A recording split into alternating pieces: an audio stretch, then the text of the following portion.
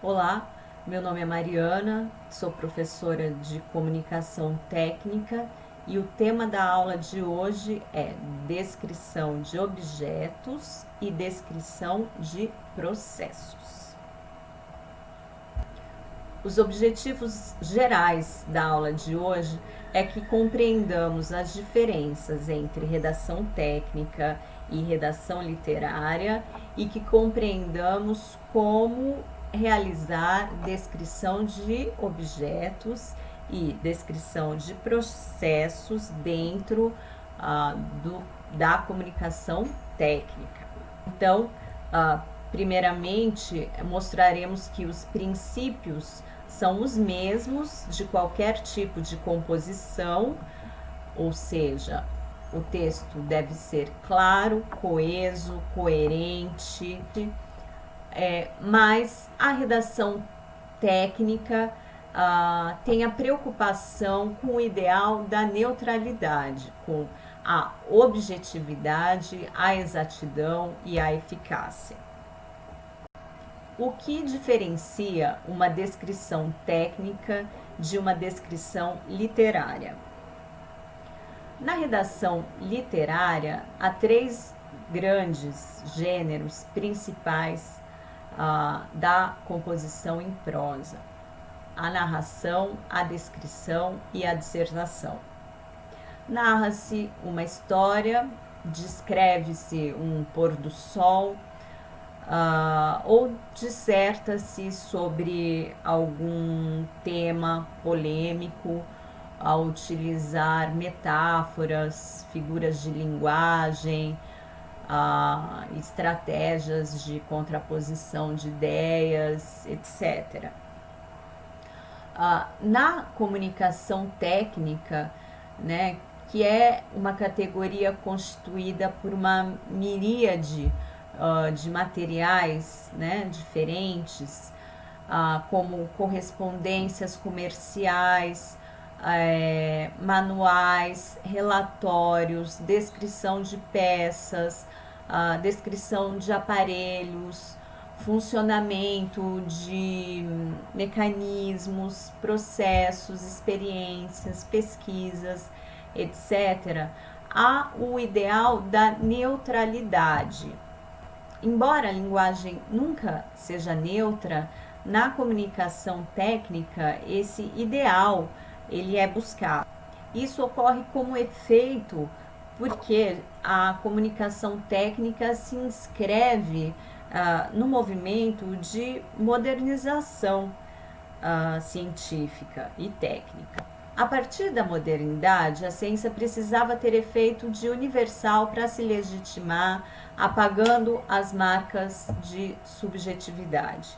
Assim, os cientistas, que muitas vezes creditavam suas descobertas à intuição do sujeito ou até a revelações divinas, foram confrontados com a razão sistemática e com textos científicos que começaram a ser escritos, então, em terceira pessoa, como se o cientista não existisse.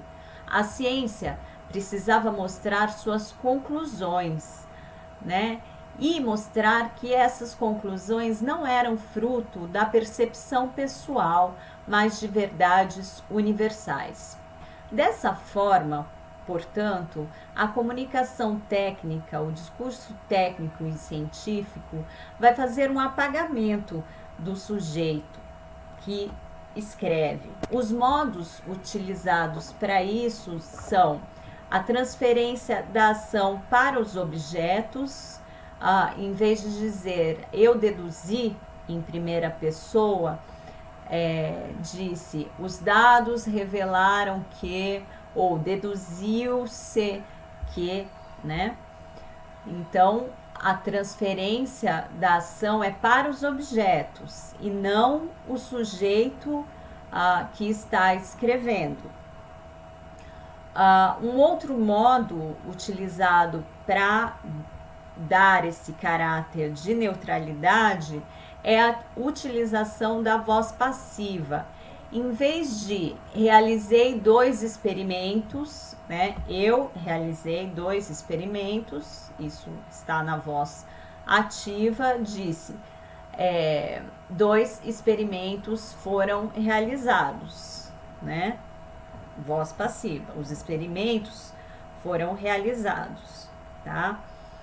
Outro modo também é a utilização do plural de modéstia, né? Como referência a si mesmo, né? Algo que muitas vezes é difícil se escapar. Um modo de impessoalizar a sua participação é dizer, em vez de observei, realizei, né? Na primeira pessoa do singular é dizer observamos, realizamos.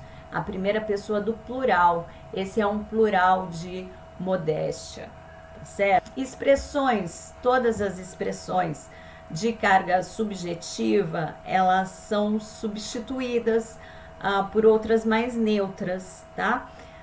Que supostamente apenas descrevem os objetos e os processos dentro desse ideal de objetividade. Outra característica também dos textos técnicos é a univocidade, é o sentido único, é a escolha de palavras que não abram muito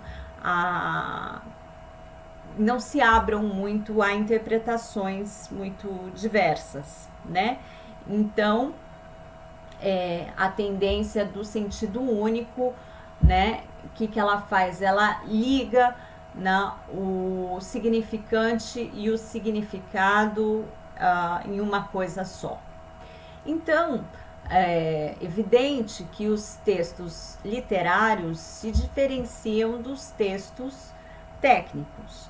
O modo que um poeta vai olhar para uma borboleta vai ser diferente do modo que o entomólogo vai olhar para o mesmo objeto. Dentro da comunicação técnica, há autores que vão diferenciar textos técnicos e textos científicos. Vejamos o que um autor que foi meu professor na universidade diz, que é o Chamadoira. Genouvrier e Pétard diferenciam o saber técnico do saber científico. Eles dizem, deve-se distinguir terminologia técnica de metalinguística científica.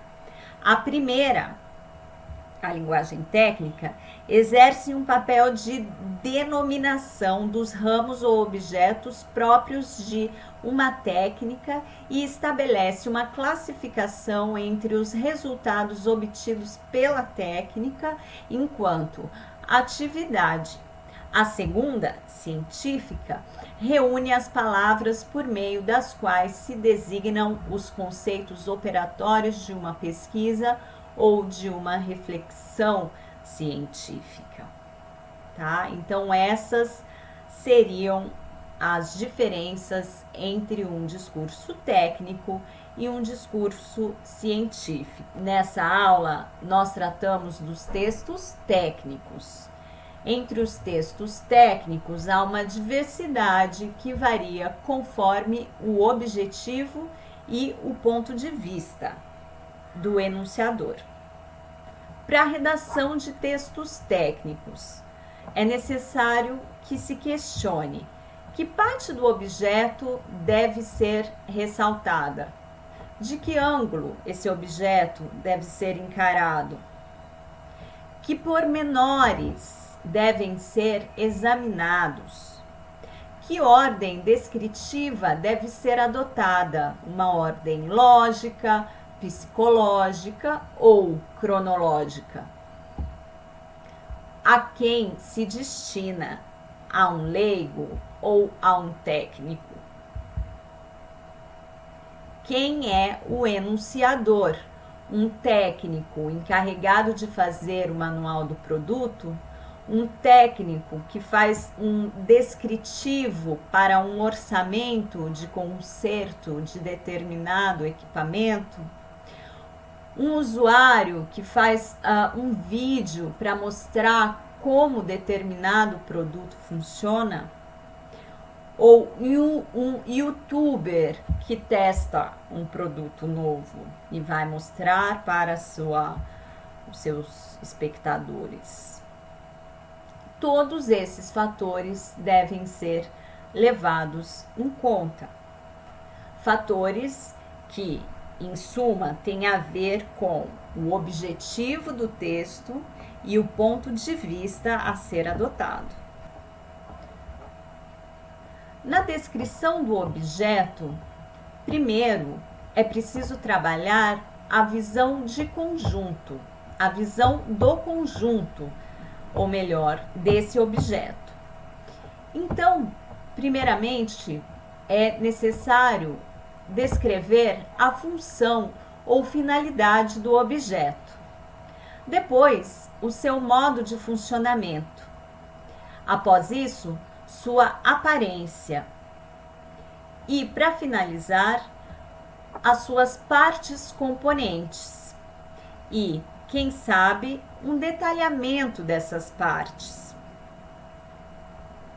Fichas técnicas de produtos são exemplos de textos técnicos de descrição de objeto. Softwares também são descritos em seu modo de funcionamento de uma maneira técnica. Vejamos este exemplo. Protótipo do software, breve descrição. O software possui uma janela principal composta de menus que dividem as funcionalidades. O menu à esquerda, chamado Formas Básicas, permite que o usuário crie objetos clicando sobre eles. Na parte inferior deste menu, é possível clicar em formas personalizadas, permitindo a visualização das formas personalizadas existentes e incluí-las na cena, caso desejado. Do lado direito, aparece o menu de cores, que só é exibido quando o usuário clica em cor. No menu superior, clicando em texturas, serão exibidas texturas padrões do software. Ainda no menu superior, clicando em mover, é exibido um menu com botões das operações básicas de movimento. Basta então escolher uma delas e aplicar a um dos objetos da cena.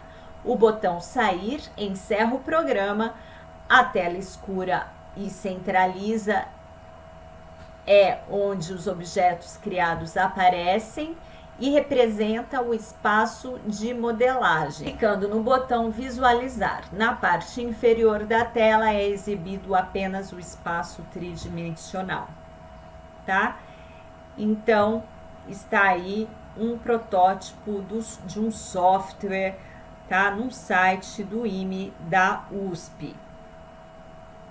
Bom, agora vamos à descrição de processos.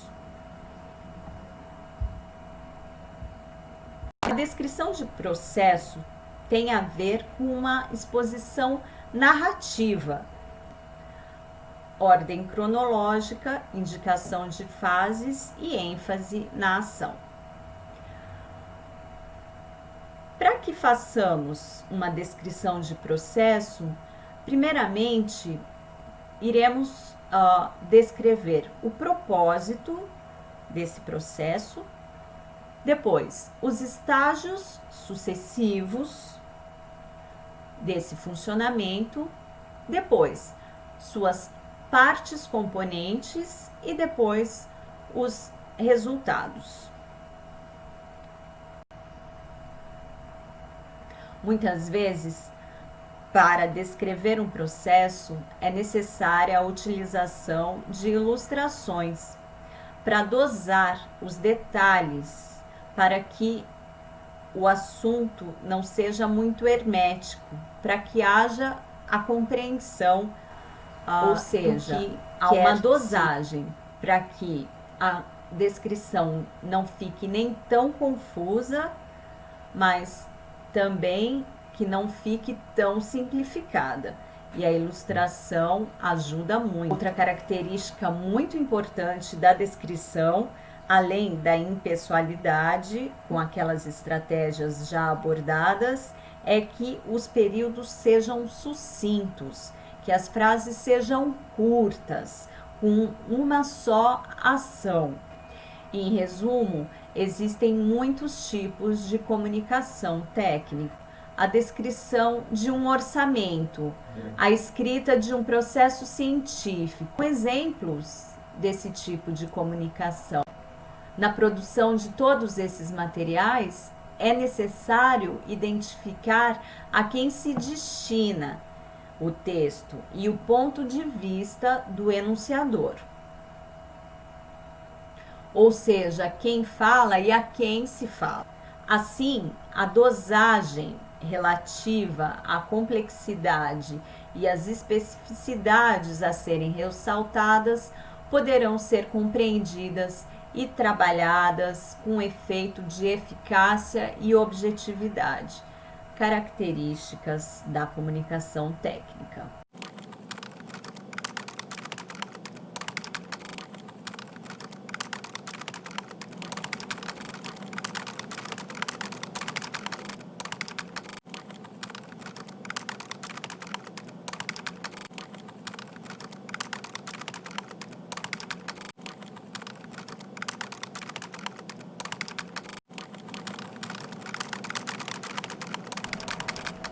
Ficamos hoje por aqui. Bons estudos e até a próxima.